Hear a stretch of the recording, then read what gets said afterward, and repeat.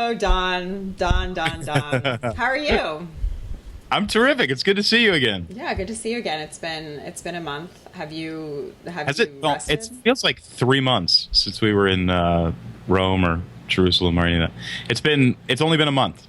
Well, maybe like 6 weeks. It's like half Yeah. of 3 months, basically. Yes, I am rested. I am getting great sleep. I literally was supposed to get on a plane today and canceled it. Really? I just love being home. Oh, well, we should talk about you canceling that plane ride because that it feels like there's some lesson in there that's pretty powerful, I'm sure. Yeah. I want to read your like paragraphy bio just because that's, on my to-do list. Sure. So for everyone who doesn't already know everything about you, uh, Don Miller is a student of story. He's the author of the New York Times bestsellers Blue Like Jazz, A Million Miles in a Thousand Years, and Scary Close. He co-wrote the major motion picture Blue Like Jazz, which debuted at the South by Southwest Film Festival and was listed as one of the top 4 movies to get you through freshman year by USA Today. He's served on the Presidential Task Force for Fatherhood and Healthy Families, a joint effort between government and the private sector to rewrite the story of fatherlessness in America. Currently, he helps people live a better story and grow their businesses with his company Story brand. Don, lives in Nashville, Tennessee with his wife Betsy and their chocolate lab, Lucy. Hmm. I This think sounds like a good life. I I know. like that. Do you feel like a lot of dogs are named Lucy these days? Yes. But I haven't encountered that many, but it does seem like it would be a common dog name. I always feel bad when like somebody has a kid and they're like, "Yeah, we named her Lucy." And I'm like, "Oh, that's my dog's name." I think the dog community has stolen that name from the lexicon or whatever. That is my story because I have a daughter named Lucia, and we live, in South America where people think that I named her Lucia because I really want her name to be Lucy when we go to the US.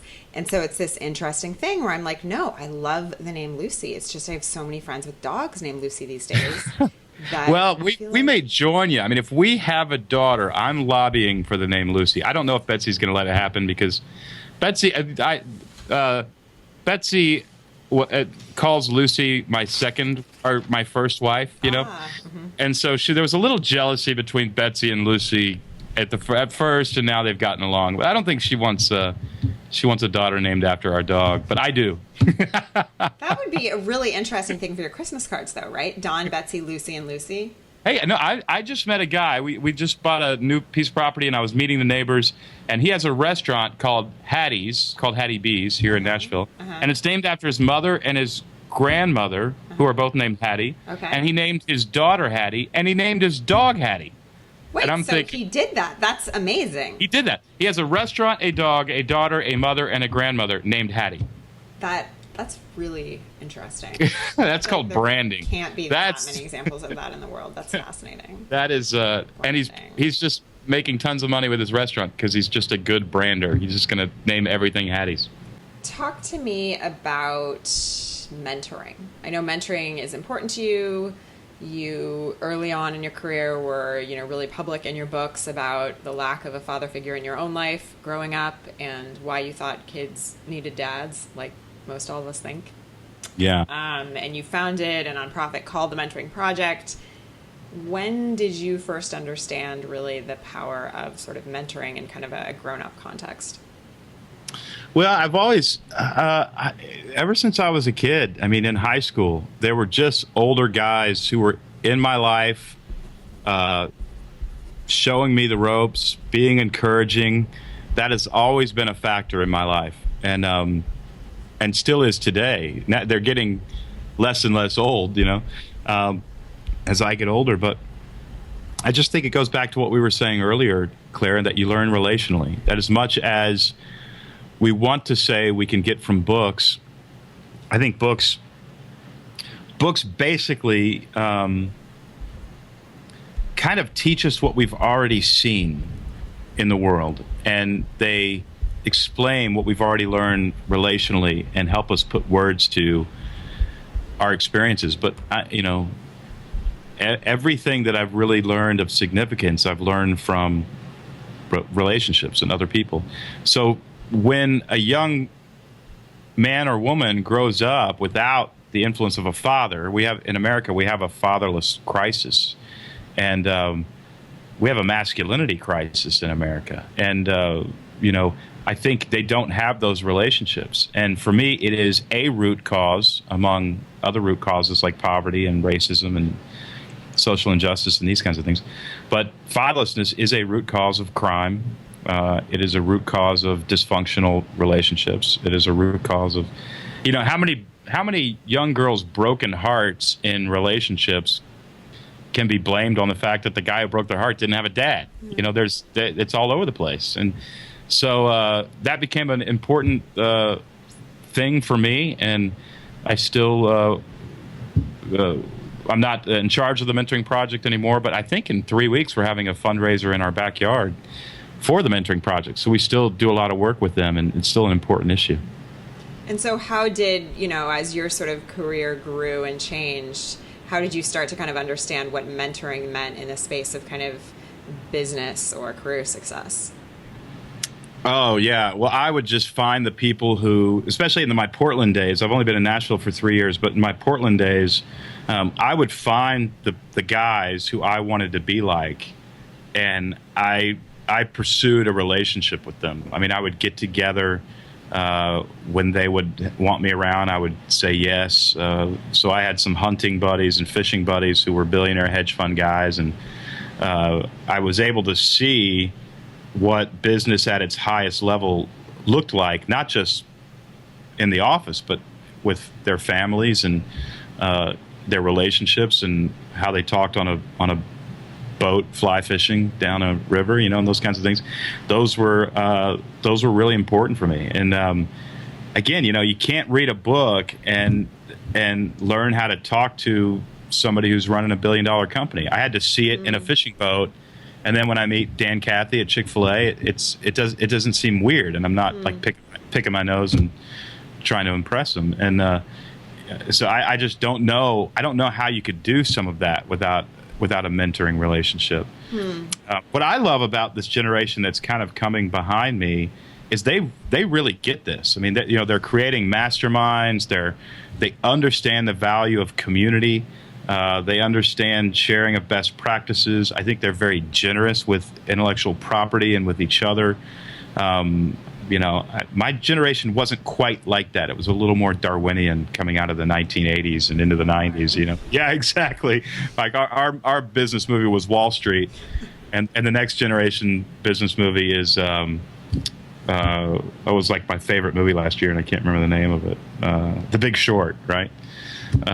Two completely different movies about Wall Street industrial system, and that is the difference between my generation and the next generation. I think it's been a positive shift. So you say you can't get that same kind of mentoring from a book. I mean, obviously, many of us learn from books all the time, and many of us, who. Yeah, I don't mean Seth Godin. I might read Seth Godin's book and feel like I don't know, got some sort of indirect mentoring from him or something, right? But when you're finding these people, when you were in Oregon or, even today in Nashville, well, no, let's go back to when you were in Oregon. When you were finding those people, and as CNN said, you were quote unquote an unknown freelancer, why would people agree to meet with you?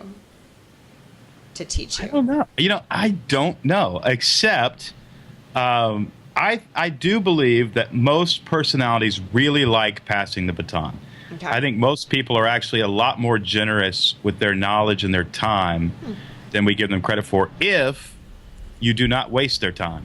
And for me, that was a really big idea of I'm not going to waste this guy's time. And by not wasting his time, I mean, I'm going to learn. I am the learner. He or she is the teacher.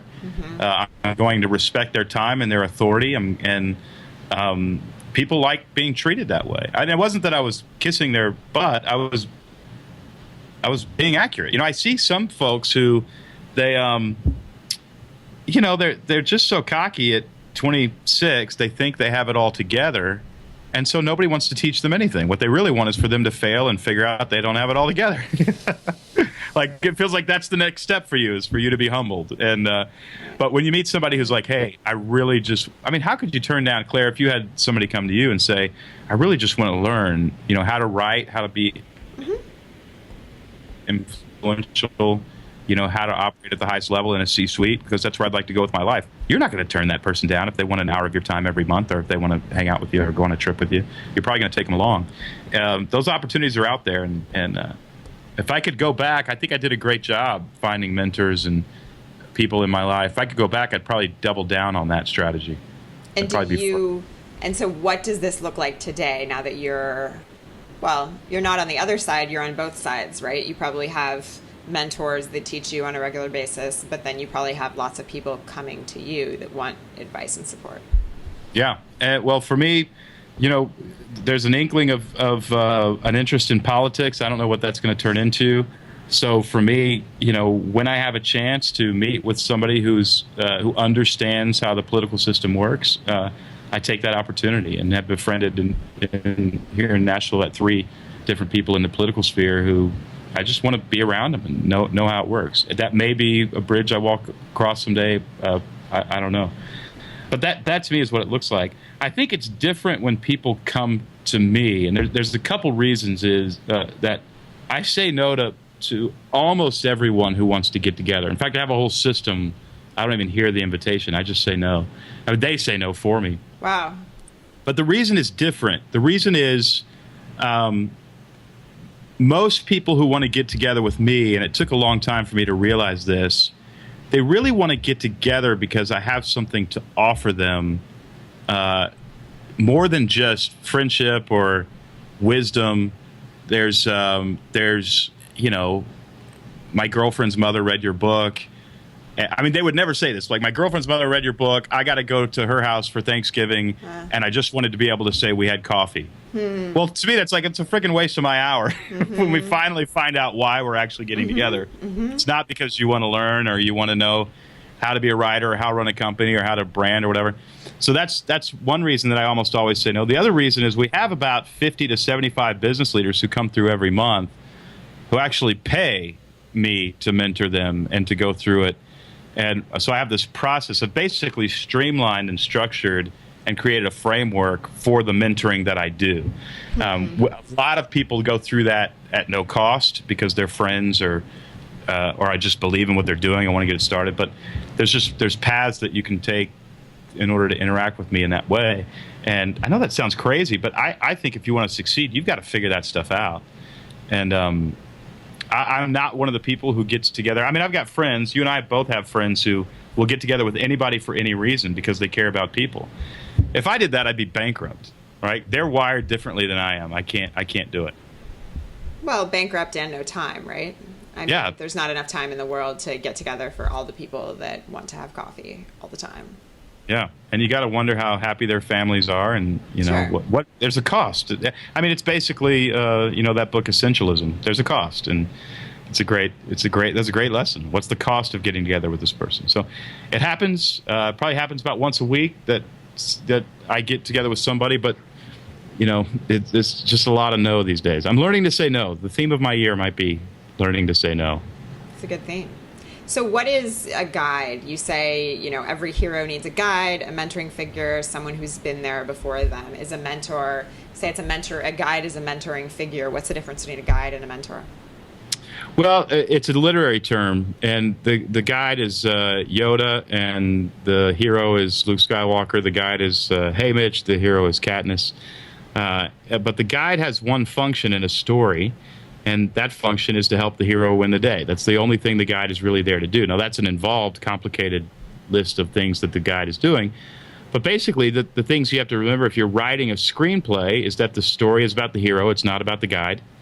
And the guide is here to help the hero realize that they can be heroic, that they do have what it takes. Because every hero is asking themselves that question, do I have what it takes?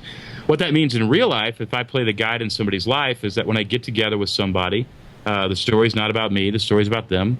And we have to define what it is that this person wants, and we have to equip them with some kind of plan to help them get what they want. And then we have to speak into their identity such a strong affirmation that they understand that they have what it takes to actually accomplish that thing.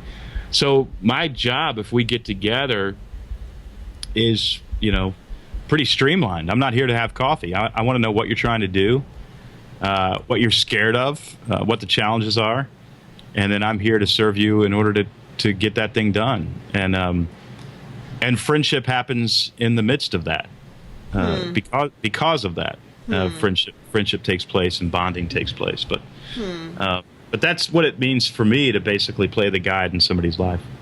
Do you think, I was talking to someone recently who's a top executive at a Silicon Valley firm, and basically he, has lots of direct reports and feels like a mentor to a lot of his employees. And so one night, an employee asked him out for drinks to discuss some issue. He ended up spending a ton of time with this employee, sort of digging into the issues, and he feels like he did a really great job mentoring the employee and kind of came up with this sort of, had this high about it. But then he got home and his wife was like, you haven't been here all week. How could you, stay out tonight of all nights when you haven't been here all week, right? Yeah, yeah. And I'm wondering if there's some sort of, you think all of us inside us sort of secretly like, giving to others or having our advice being listened to and being followed. But I don't know, is there kind of a downside to that, to being kind of an authority in someone else's life? Yeah, I guess so. I mean, I certainly, if you're talking about how it affects your relational life or your personal life, if you want, I think the foundation for all of our success is probably going to be a good relational, healthy, functional family. And, I have friends who will save the world and wreck their own families to do it. And they're all running from something. They're all not wanting to feel some sort of pain or process something that they don't want to process. And so they run by saving the world. And it's their crack cocaine. And they're, it's nice, they're saving the world, but it's not particularly healthy. Right. And but I'm also not here to say that if you have a healthy home life and say no to those opportunities, you'll get even more done, because you won't. You won't. I mean, a guy's going to do a lot more if he's addicted to crack in order to get crack than somebody's going to do if they don't have an addiction. They're and so it's an interesting sort of dilemma there. But for me, I would just rather be healthy and get up every day and do a little bit. But, there's definitely, Betsy and I have a really kind of sensitive radar to when, I'm sure you and your husband are like this, where you guys feel it when you're not connected. Sure. And so we check in all the time. Hey, are we connected? Are we good? Even today, she was out working in the garden, and she knew I probably want to stay out in the writing shed till midnight working on this book. And she sensed it as I kind of hemmed and hawed. She said, hey, you know what I'm going to do tonight? I'm going to watch Netflix and eat ice cream, and I just came back from a girls' weekend, and I have no social needs. And I'm like, you're telling me I can work? And she's like, yeah. Now, the great thing is I'm about 25 yards from the back door, so if she wants me in, there it is. But I don't want to sacrifice that stuff. At the end of my life, it's not about having gotten a lot of work done. It's about, those deep relationships and making sure everybody's taken care of and all that kind of stuff. And that's a hard thing, because I'm a success addict. I mean, I just don't feel like I matter or am valuable on the planet unless I chalk up a bunch of wins. And so for me to have a wife who says, yeah, you're going to chalk up less wins if you're in this marriage, I go, that's probably really good for me. And she shows me that less wins does not equal less love and respect. So it's been a nice therapeutic relationship in that sense. I think that's a great line, being a success addict. I kind of have one just last question on this topic, and it's basically just, how do you go and prioritize learning from others and still getting mentored once you've reached success? How do you prioritize mentoring others once you're already a success? Getting mentoring. So how do you prioritize learning from others still, you at this stage where you now have success? I mean, you talk about maybe if you're going into a new field, you're looking at politics, that's sort of a natural thing you'd want to learn from others. But what about just in the space of business where you're a success? I think it honestly starts that the whole answer to that question, Claire, as you know, because I read Design Your Day, which is a fantastic book. Unless you know what you're trying to accomplish, you don't have a filter for saying yes or no. And so for me, I would like to see Story Brand, my company, cross the threshold of 25 million. My wildly audacious goal for the company is to cross the threshold of 100 million. With that money, I want to. There's a scholarship we've already started at a local college. We're building this home that will basically serve as kind of a retreat center. I want to strategically work at the highest level with organizations and corporations that I think are doing good work in the world and help them with their messaging and branding. I can tackle about 6 of those corporations a year. All of that is very defined. And I'd like to maybe someday go into politics, or at least be ready if there is an opportunity. I don't want to be naive about what that involves. Well, just what I just said there can dictate. I also would love a great family and my wife to like me and my kids to like me.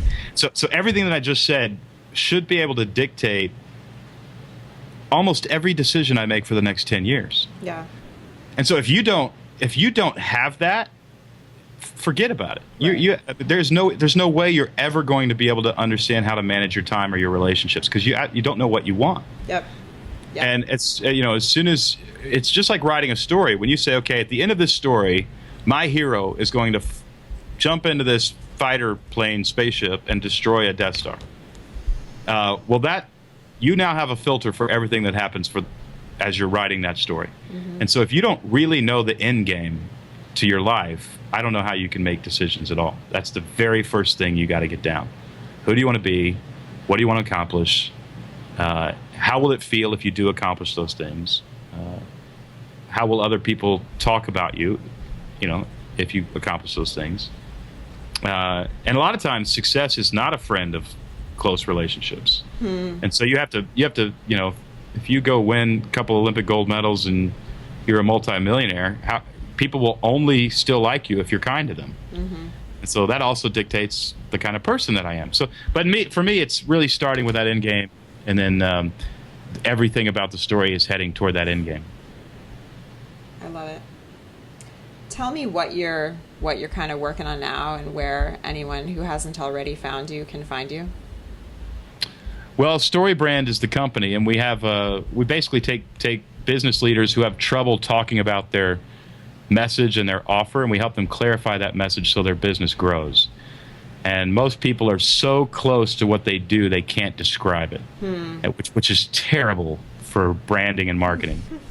And so we help you figure out how to talk about it and then populate your marketing collateral with those messages, and we see exponential growth with almost everybody we work with. And so that's what we do. In line with that, I'm writing a book. I'm finishing it now over the next 6 weeks. We'll turn it in. It's called Building a Story Brand. Wow, next 6 weeks. Next 6 weeks. The subtitle is The Last Book You'll Ever Need About Marketing. Can you believe the audaciousness of that title? Wow. I think we're just going to go for it. And then, just building that process and framework out, and building a consulting company based around the 7-part framework we created. That's what I'm working on now, and that'll be the next 10 years. Awesome, Don. Thanks so much for doing this. Great. Yeah, so fun. Always good to talk to you.